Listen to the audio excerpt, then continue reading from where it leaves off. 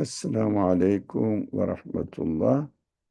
Euzu billahi mineşşeytanirracim. Bismillahirrahmanirrahim.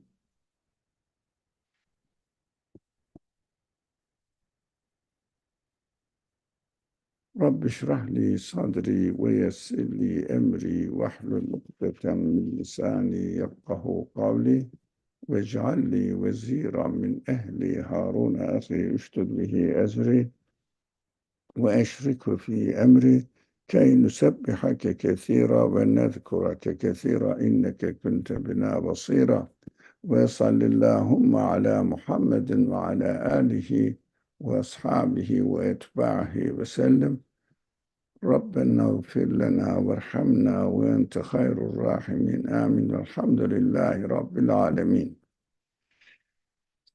Welcome everyone, and we are continuing to study the section Yasin, and we are here, verse 72. My request from you, please, just share your ideas, even in a short sentence or phrases, but let's have an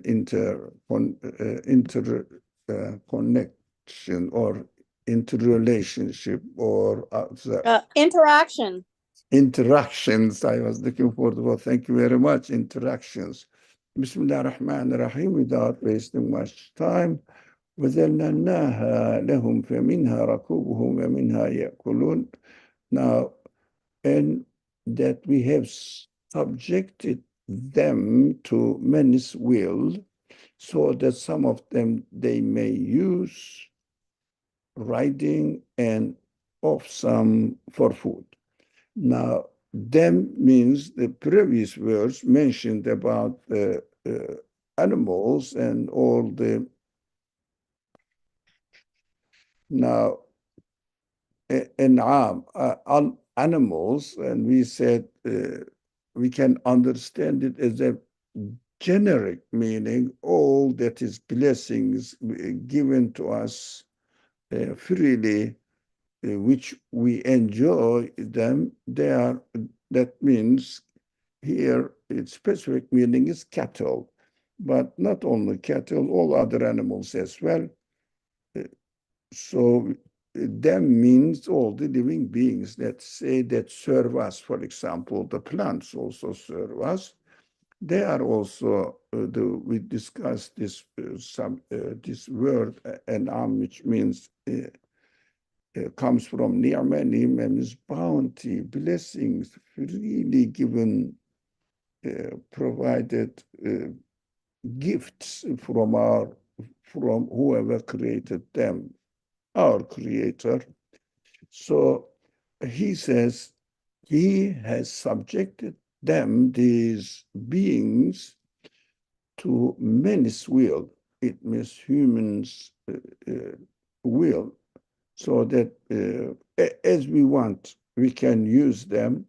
So he gives the description that some of them they may use. It means we can understand this verse speaking to us, so we can change the pronoun, saying that some of them we may use for riding and some of them for food.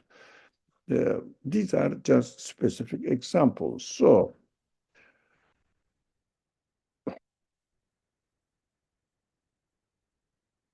my first question, let's try to understand the verse. Why do these kind of verses list the obvious things to us? Yeah, we know that we can use all the plants as we want. And animals, of course, domesticated animals, we can use them if they are not domesticated, depending on the type of the animal or plant. But the animal that some people hunt them, catch them, and use them for their own benefit. Especially this domesticated animals don't need any work. They go on the field and they graze there, eat, and come to us. so they cannot defend themselves by themselves. So these are obvious. Why do you think the Quran tells us all these obvious things, Qasim? I think it's sometimes the more obvious things we don't really question the why behind them. We tend to assume that we are in control Yeah, as opposed to those things being subjected to our control. yeah. Freely, we mentioned that I can use it freely. If I don't see that they are specifically created and subjected to our service, then as it is stated by Qasim beautifully, we may just uh, use them uh, as if we are plundering them with no owner, no purpose in their existence. That's why the most important word in this verse is we have subjected, we.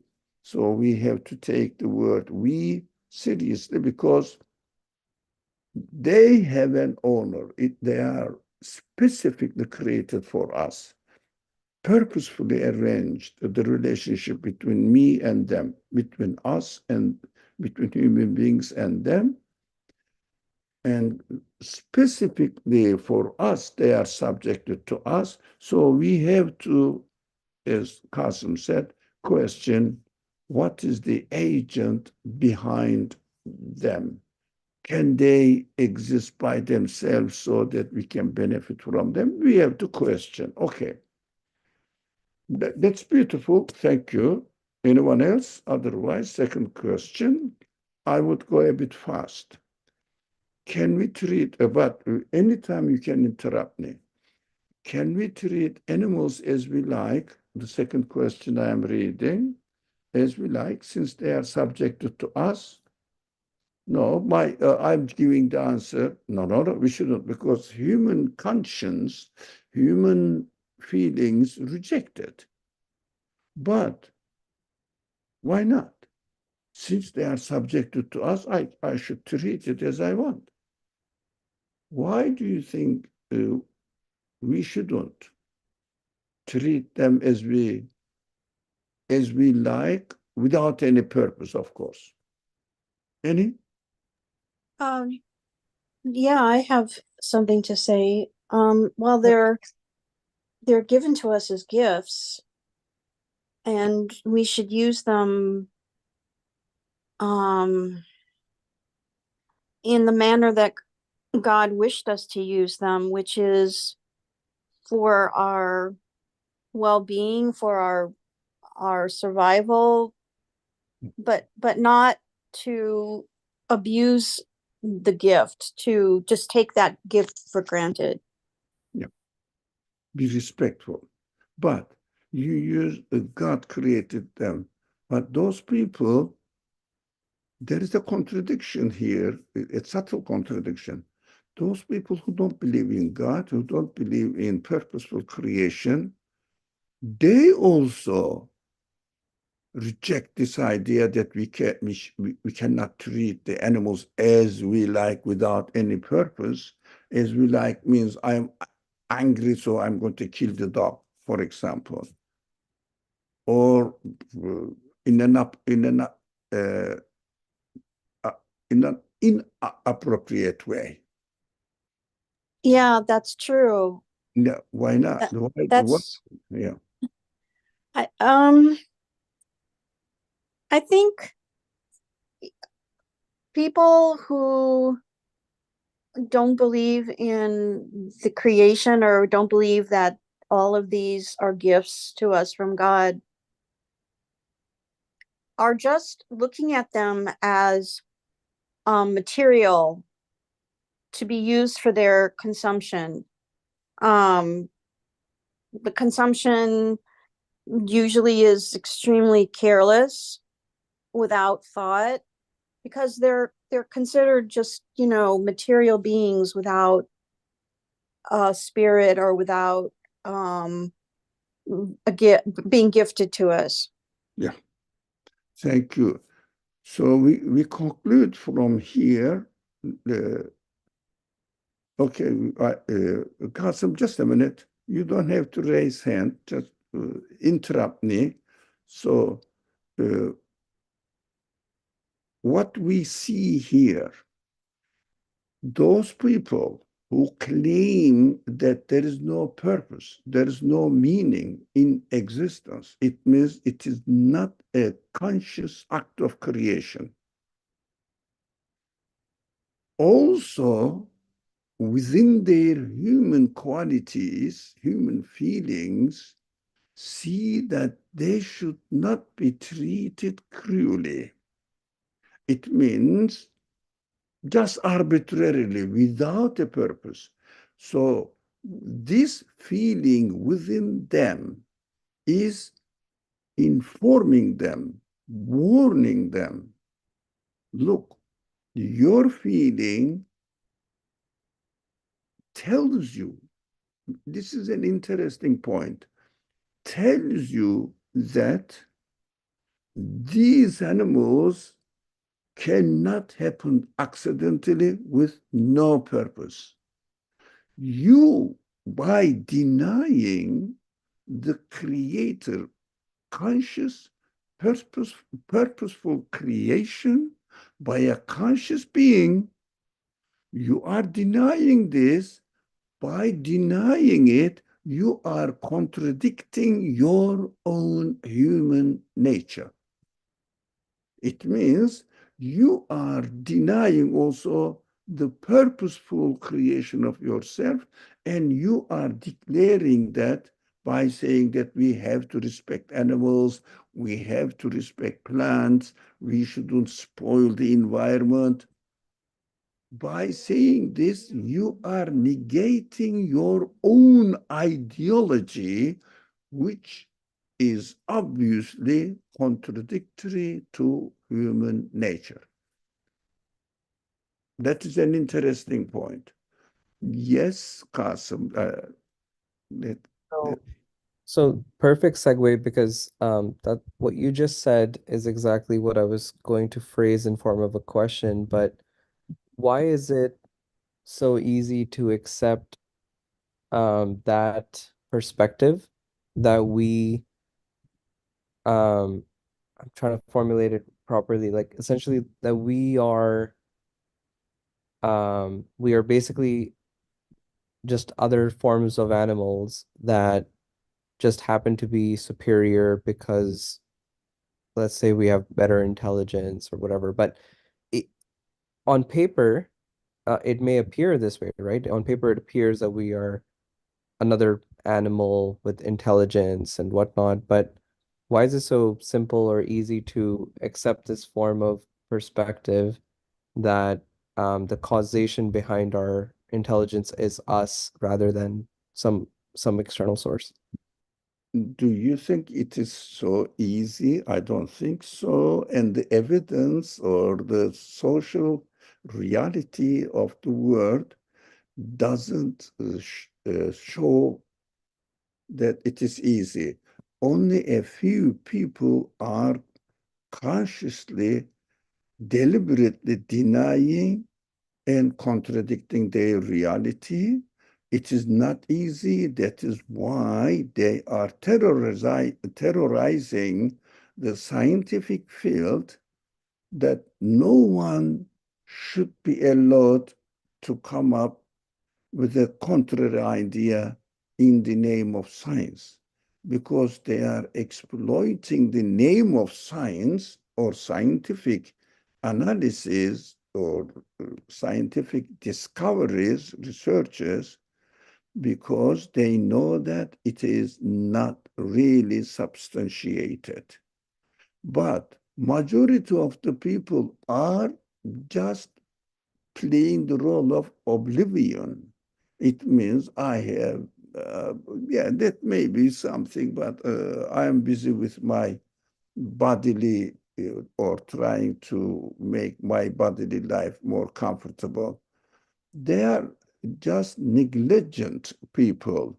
They are not deniers. If you ask me, the real deniers cannot exceed 1% of the whole world population. So it is not easy to deny. That is why they cannot get out of their contradiction, and that is why they try to find out any kind of excuses to justify their ideas, ideologies. But why do they do that? They are misusing their free will. Of course, the both ways are open to be honest within yourself, not necessarily openness to religion or to the prophetic message. No, no. To be, we are free uh, to uh, to be dishonest to our nature or be honest to our nature, but also really take this matter seriously or not. Majority of the people don't take it seriously, but neither deny nor believe, just ignore it. That is what I describe as negligence. Everybody is responsible for his free will. That is why we have to take care of our own responsibility. And if anybody asks me, I can share. For example, you are here and we are sharing together. If we were not here, we wouldn't. I mean, I would just think about the verses that by myself, take my notes and for my own reflection. But since you are here, I'm sharing with you, and you are also sharing your ideas, and I'm happy to hear you, and they are all useful contributions to my understanding of the verses of the Quran. So we should never imitate the message of the Quran. We should always say, there must be a purpose which indicates the conscious agent behind the existence of the universe, especially the existence of the universe in a perfect correspondence between universe and human feelings. That is why this question is, the second question is extremely important. It discloses the contradiction of the people who claim that the creation is purposeless, but they oppose treating the animals in a purposeless way. That is an obvious human contradiction. So either you should kill the animal as you like and do anything you want and plunder the other beings, plants, vegetables, fruits, or trees.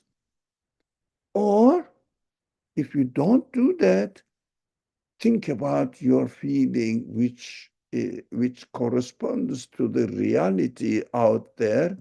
How come they are not only physically related, which is food and my stomach needs of nourishment needs of my body, perfectly 100% matching each other, and feeling wise also, I love beauty and I love spring or fall. Some people like me love both spring and fall. Both of them are really beautiful. How about winter? Oh, it has its own beauty. Summer, it has its own beauty. But I thought enjoy hot. So but it doesn't mean that I'm complaining. It is needed. I know if I love fruits and vegetables, the heat must exist. But I'm not used very hot weather, so I feel a bit inclined not to like it. But that is my personal choice. But I don't criticize the creation of neither summer nor winter. But we enjoy more the spring and fall. So Any more comments? Otherwise, question 3, is slaughtering animals a cruel action? Why not? If no, it is not cruel action, why not? If it is cruel action, again, why it is? Sorry, I had a question about point number 2. Go ahead. Don't waste time. Where it says we have subjected them to men's will. In this context, should we limit the understanding of them specifically to the previous, I think it was mentioning cattle only? No, were you? I think you were here last week, weren't you? Yeah.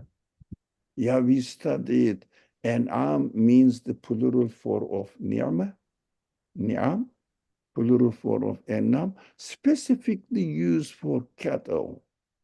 But root meaning is anything which is beneficial for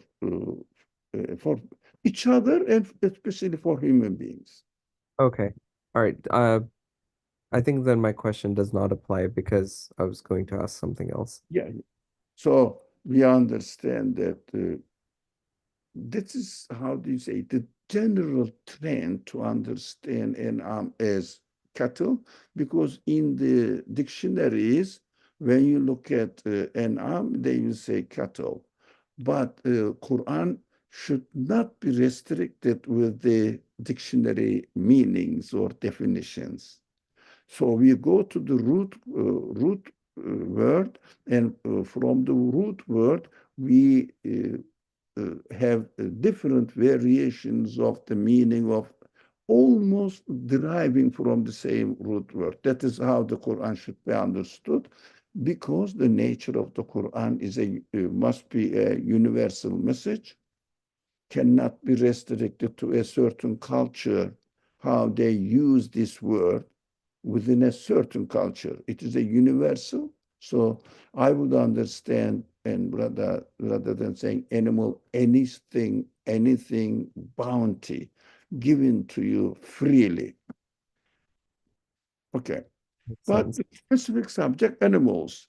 If it is fine now, we can go to the question 3. Number 3, I would say slaughtering animals does feel like a cruel action at first if you don't question, um, I suppose, the wisdom behind it. Yeah, that's a good point, because the wisdom, the purpose in their creation is to be a food and or riding or benefiting from in another way. You can use it, for example, the skin of the animals as your clothes, for example, beautiful clothes, or all the shoes are made up of animal skin, for example. It doesn't exclude any other way of using, but slaughtering animals should not be regarded as cruel action, because, well, wait just a minute, I understand. If I don't slaughter them for the purpose they are created for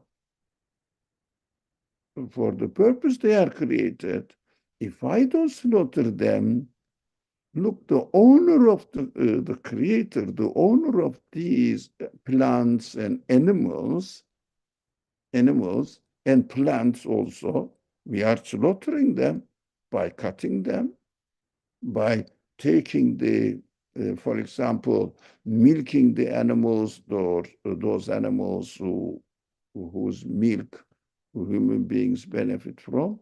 That is the purpose of creation.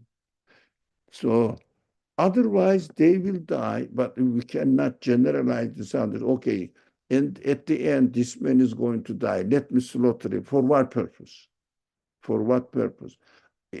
So we have to acknowledge the purpose is, Qasim said, wisdom in their creation, And this wisdom refers to the conscious choice of the creator, conscious preference of the creator. If someone does not accept that they are specifically created to be food by their creator, to be food or source of nourishment for human beings, they find it cruel action because they don't see a purposeful creation in them. For example, we don't eat this animal who eats meat. For example, cat, dog. We don't. Human beings don't eat them normally, but I hear that some people from China, they eat it, everything, or China, or this kind, these, some countries over there on the Eastern Asia. So they eat. But for example, as far as I'm concerned, even they give me freely dog's meat, I wouldn't eat it for whatever the reason. But I slaughter the dog, not cruelly slaughtering it, but really just cut it and without letting the animal suffer a lot. So even we have to use a sharp, so that because that is what we think. We think animals don't seem to be remembering the past and the future. So they are created as they are, and they live only in at one moment they exist. They experience this. They don't have this kind of memory. For example, if I am going to die, what will happen to me? They don't seem to be worrying about this kind of things. But this is my speculation, because I'm not a dog, so that I can understand its feeling. But since the owner, the creator, permits, then I can cut them, I can slaughter them, and I can eat the fruit and vegetable.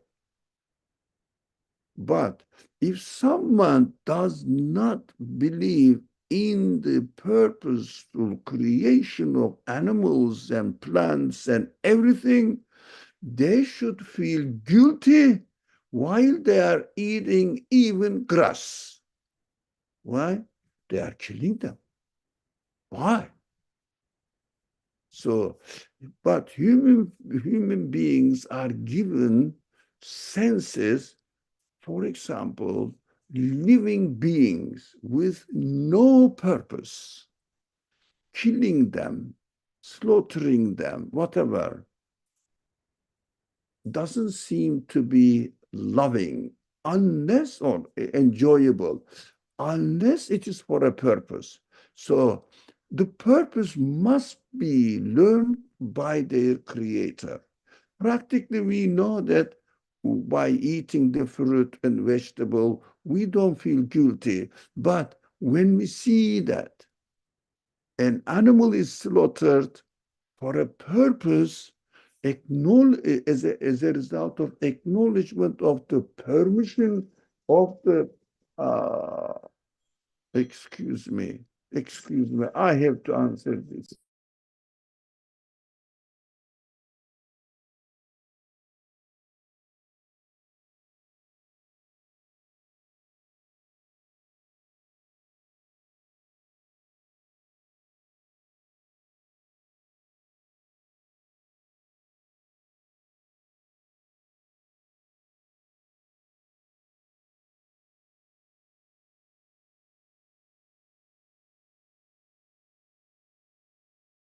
Thank you. I am done with it. So I think I lost the line of thinking. So if someone doesn't believe in the purposefulness in the creation, even they eat, let's say, an orange, they must feel they are doing something cruel action, something like cruel action. Why? Why do you kill the orange? But they don't feel that orange is being hurt. That is why they are following their feelings. But why they don't question, if they don't believe in the Creator, they should not really respect their feelings, because they are all accidental beings. They should do as they want, but they cannot go against their feeling. It means there is a correspondence between human feelings and the rest of the universe. So how can I arrange all this? But I have to accept that this correspondence between human feelings and the rest of the creation is a conscious arrangement by a conscious creator. If someone doesn't accept this, they are doing all criminal actions by eating anything. But they say, I'm going to die. Hey, why don't you die then? In order to survive, you are killing others, purposeless creation, and your feelings reject it. Why do you do something against your feeling? But a believer says, yes, I don't want to hurt anything, but their creator allowed me to benefit from them in order to fulfill my needs, because my needs are created by the creator of the animals, and the owner of the animals says that is for your nourishment. You can benefit from them.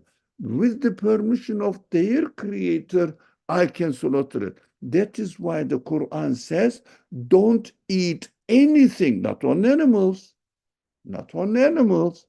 Don't eat anything which is not used by remembering that it is the permission of its creator.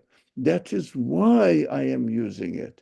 There is certain verses in the Quran straight away say, don't eat anything. Literally, it says, you must know this verse. You must have heard of it. Don't eat anything, not all animals. There are other verses which mention specifically animal, but there are other verses as well in the Quran. Don't eat anything without remembering the permission of its creator. That is why, according to the Quran, if we don't remember the permission of its creator, to eat anything is a criminal action. That is a wonderful construction of the Quran, which is really very meaningful. Yes, Muawiyah, I'm sorry I kept you waiting for a long time. No, it's okay. I mean, I was gonna say, and the topic kind of changed, but I was gonna say it's almost wasteful, I think, to not slaughter the animal with the understanding that it's a provision from the creator, because otherwise, like the leather that you use to like make like clothes with, the meat that you eat, and so many other parts of the animal that you use, it's all just gonna, go to waste. And so I feel like slaughtering it is like necessary, and it's almost like honoring the animal because you're using it for the purpose that was designed for. So that is good. That is, I am pleased to hear this, Muawiyah, but the objection comes there.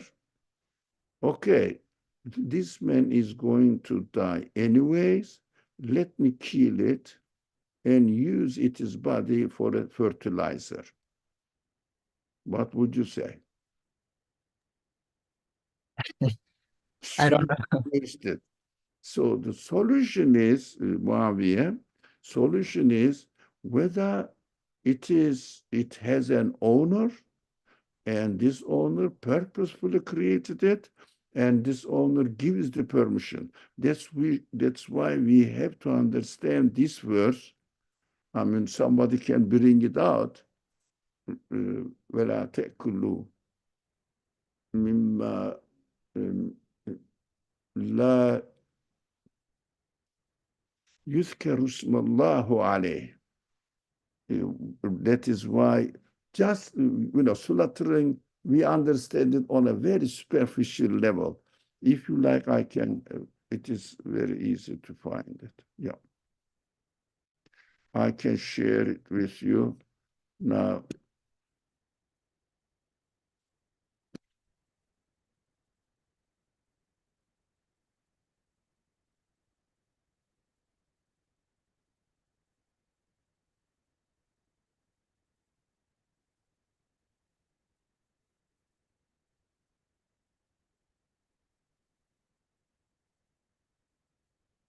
Okay, here it is. You are seeing it. ولا تأكلوا مما لم يذكر اسم الله عليه وإنه لفسق. Now, what does it mean? Let's read the simplest translation. And do not eat anything over which God's name has not been pronounced, for that is breaking the law. Fisq means criminal action, according to the Quran. But we reduce this verse to only slaughtering. While slaughtering, you say that, Bismillah. Okay, Bismillah, slaughter. Meaningless, man. Meaningless. Why? Because you have to know what does it mean. Yuzkar, a name has not been pronounced, not remembrance. Allah's name is as Mun'im. It means He is the one who provides it for you, provides it to be a nourishment, to be a bounty for you. So remember that you are benefiting from this animal or plant, because look at, there is no specification for animal.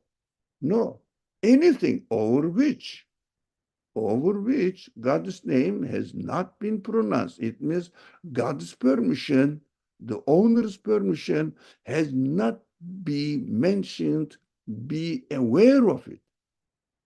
That is why while you are eating an orange, for example, a banana, for example, this verse orders us to remember that I am just cutting this banana, peeling it with the permission of its owner. If someone doesn't believe in the owner of the banana and eats it, or even if somebody believes in God but eats the banana without remembering the permission of its owner, he is breaking the law. It is translated here. Now, the above says certainly, that would certainly be the act of disobedience. And the other one said, let's say, verily, so for this would be a sinful conduct in it. That is better. This would be a sinful conduct indeed. It means criminal action. Sinful conduct means criminal action. Yeah, we have to be careful, not only for animals, anything that we are benefiting from. This consciousness is must be kept alive and shouldn't be reduced only saying Bismillah without knowing what you mean, what do you really mean. So Muslims are slaughtering it. Well, whether you are Muslim or Christian, do you remember God's name on it? God's permission on it? That is the point that the Quran is emphasizing. But unfortunately, we are used to reading the Quran for some negligence or out of ignorance, only for fiqh purposes, rule purposes.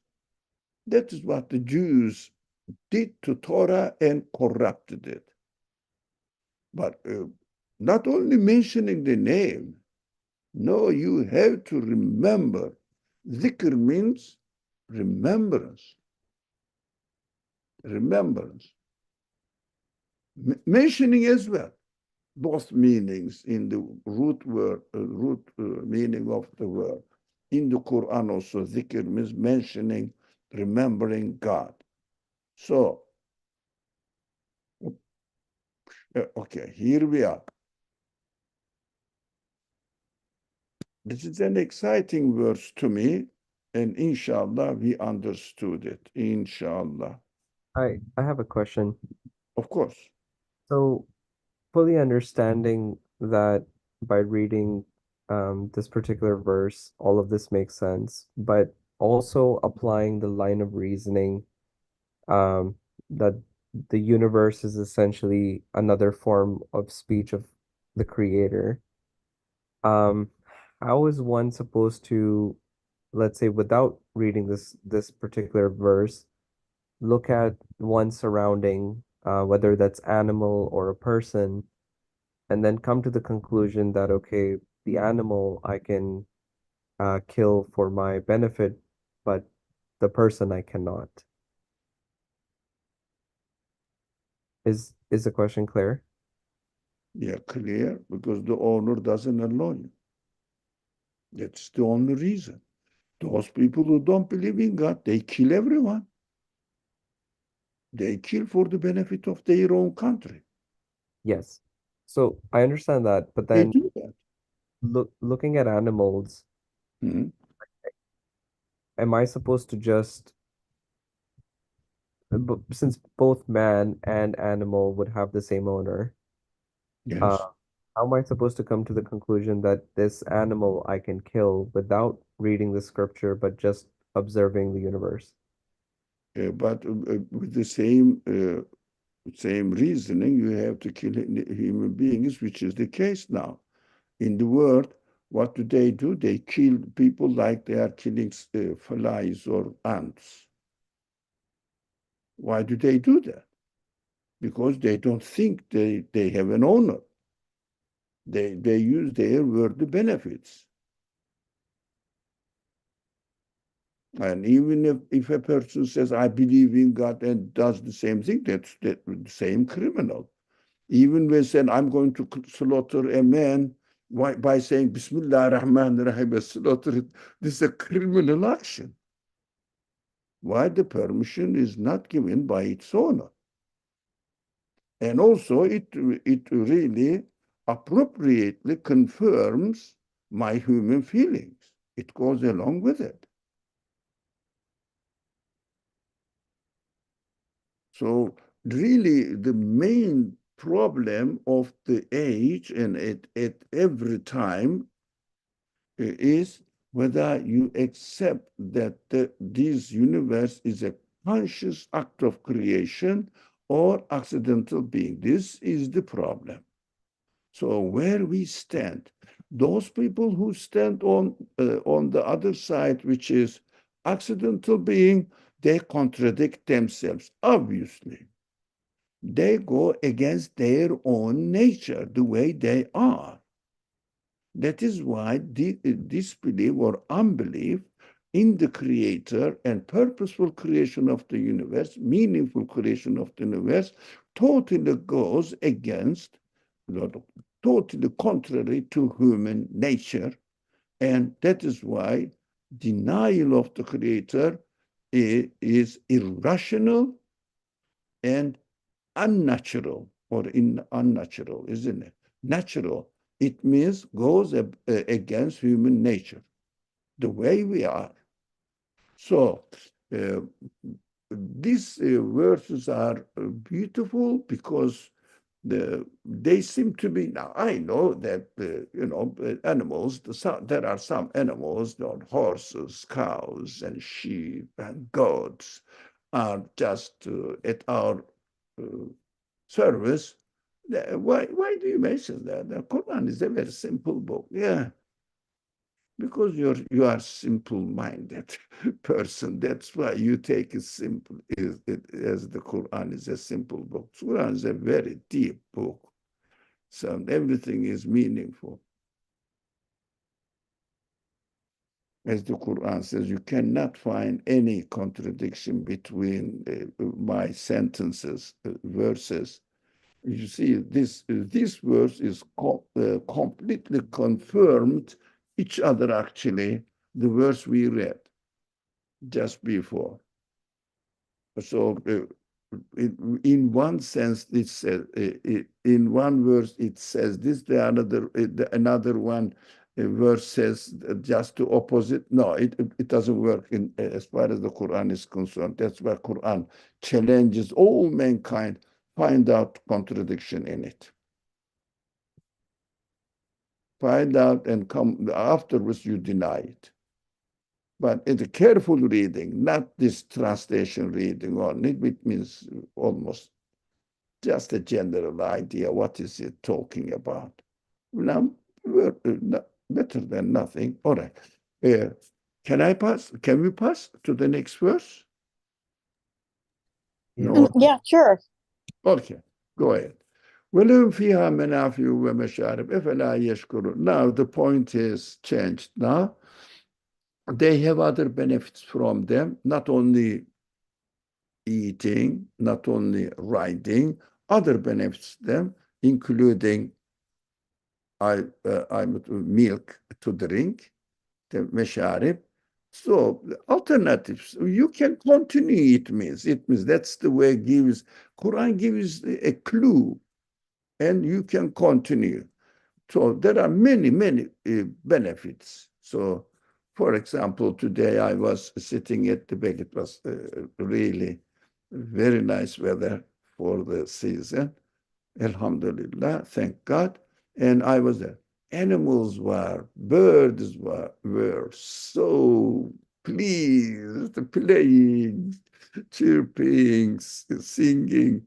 Beautiful. All kinds of different creatures, and plants are flourishing. Oh, just everybody wants to be in this environment. No one loves being in the among the high buildings, skyscrapers of Manhattan buildings. Everybody, all the people work there, go their home, and they want to have a house with a beautiful garden. So they don't want to stay there. So we understand. It's a business center. So the problem is, there are many other corresponding to human feelings. That is very important, the correspondence between human feelings and what is going on out there. It is a very important. We have to always ask. If someone asks me, why do you believe in God, whatever the concept you are imagining? Yeah, because there is a perfect correspondence between me and the universe, and it makes sense to me. If I deny it, I will contradict myself. It means I will hurt myself. Then I deny it. Why should I? Because my consciousness tells me not to do that. That's what I am. That's why I believe in, not because I was born in a Muslim, for example, among us, and most probably, if I am wrong, and can correct me, was not born as Muslims. Have you?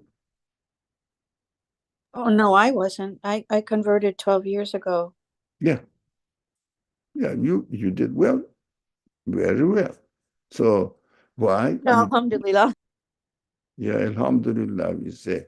So you prefer not to contradict your own nature.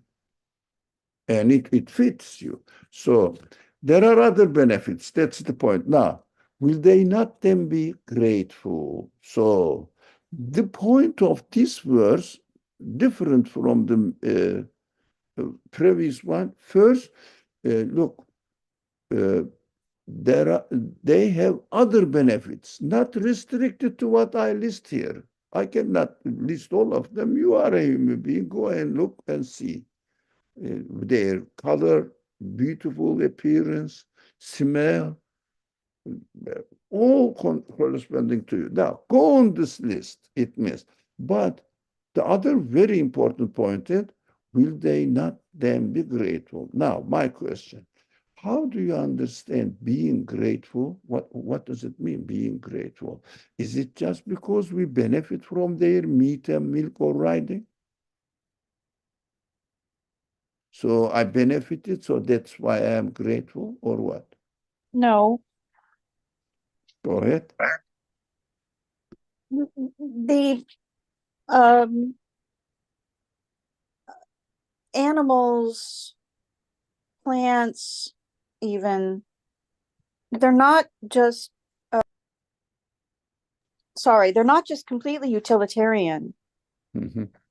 They're aesthetically pleasing, like um a horse is, I mean, I'm just going to take a silly example. I could take a cat, Mhm. which I have, which I love. It's just a Mhm. beautiful creature. Mhm. A horse as well, depending on what your preferences are, or a dog. They're just beautiful creatures. They don't have to be utilitarian in the least. Mhm. So they're pleasing to our feelings. So that's the benefit. It's a huge benefit. Yeah. So we have to be grateful to their creator that he is taking care of us. Yeah. And he is treating us as his guest in this world. And he is really respecting what he has created within my own feelings, own need. He is the one who created the need, and he is the one who is uh, uh, satisfying these needs. Through these actions, I understand the way the universe is created. I understand that the creation of this universe is meaningful, purposeful, so that I can learn the purpose in my existence. So be grateful to my creator, understand that he created me so that I will be satisfied in my existence.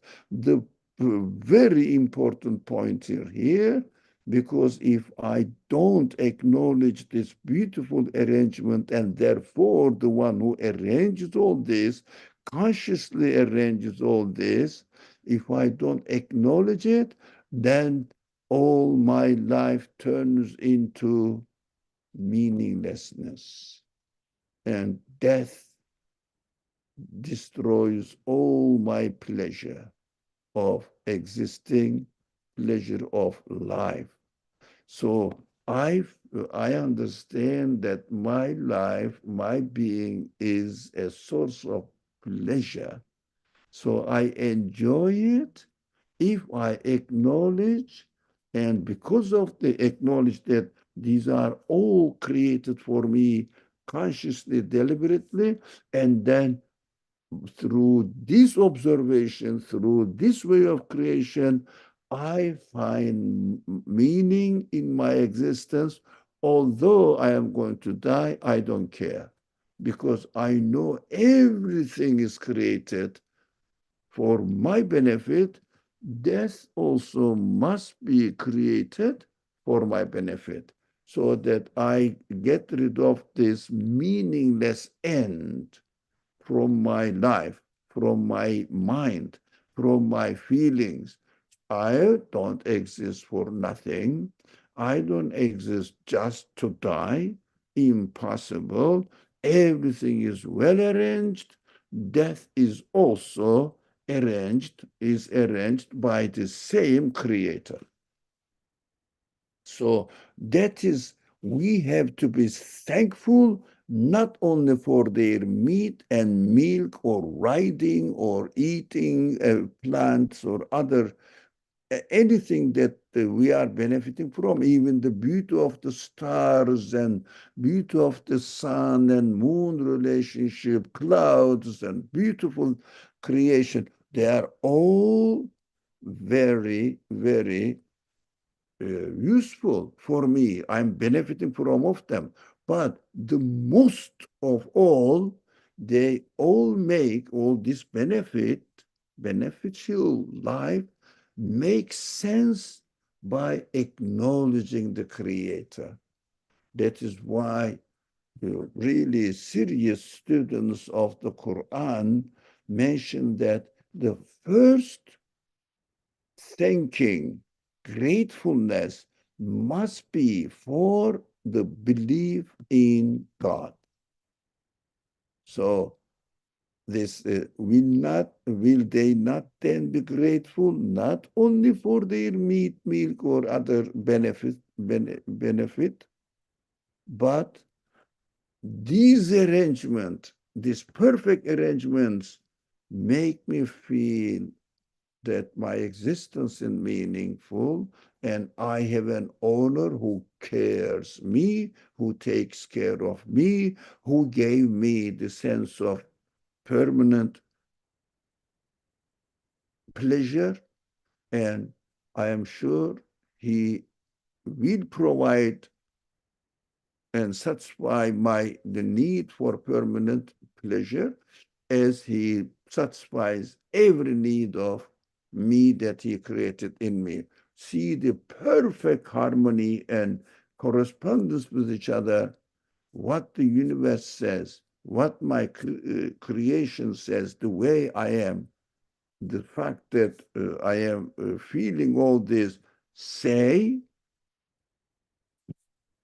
confirms the happiness that will be given to me, definitely eternal, permanent happiness. So that is the thing we have to be thankful for first of everything. Believe in God. So hope, where are we? So the last one, the time is up. My God. The second question, how about the creation of harmful insects, poisonous snakes? Are we expected to despise them? Not be thankful for them? For their creation, existence? No, we should be thankful. Yeah. Why? Although they are harmful insects? I know we're out of time, but the creatures and plants and so on that are a threat, that pose a threat to us, or we don't like them, is not it has purpose, has meaning. I don't know if I can really explain this very well, but I mean, a lot of the times the poisonous snake, for example, is simply acting out of self-defense. It's to its nature. The same thing with like a poisonous insect or something. It's acting according to its nature. So you can't criticize these creatures just because we don't like them or we don't like the way they look or something like that. They're there for a purpose. Yeah. Of course, thank you. So Kim Toya, I think I'm not mispronouncing this my friend's name. You pronounced it perfectly. Thank you very much, Kim Toya. So all creatures benefit our world in some way. For that, we should be grateful for them. Yes, I agree, definitely. But doesn't mean rejection. We have to pay another aspect of this creation also. Look, when we look at ourselves, this is very important, the correspondence, establishing the bridge between me and the rest of the universe and coming to a conclusion about the purpose of the creation and whether I believe in God or not, whatever the purposeful creator or conscious creator, that is important for me. So whatever I like, out there. Whatever I dislike, also out there.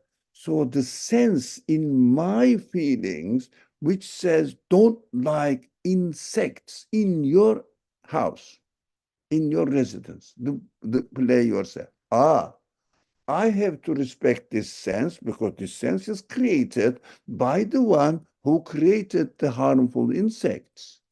For example, germs. Some germs are harmful. Some of them are extremely useful.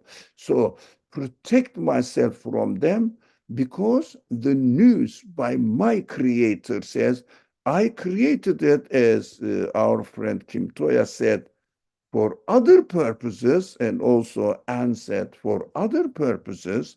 They fulfill other purposes. But as far as I am concerned, these other purposes don't feel my expectations. So what I see here, okay, God, by creating this sense of dislike of them in my environment, I don't like viruses to get into my body. For example, when I protect myself from their attack or their connection with me, contact with me, I am obeying the, if you like, command of my creator who created this command in my sense of dislike. So this is also perfectly arranged, and the creator doesn't say that you dislike this, but no, I am ordering you, you have to like it and harm yourself. No, he says, keep away. In his word, in his verbal explanation, in his creational size of explanation, I have to listen to my senses. The one who created this insect, for example, viruses, tells me that I should be away from it, don't get in contact with it, and because it is created for other purposes.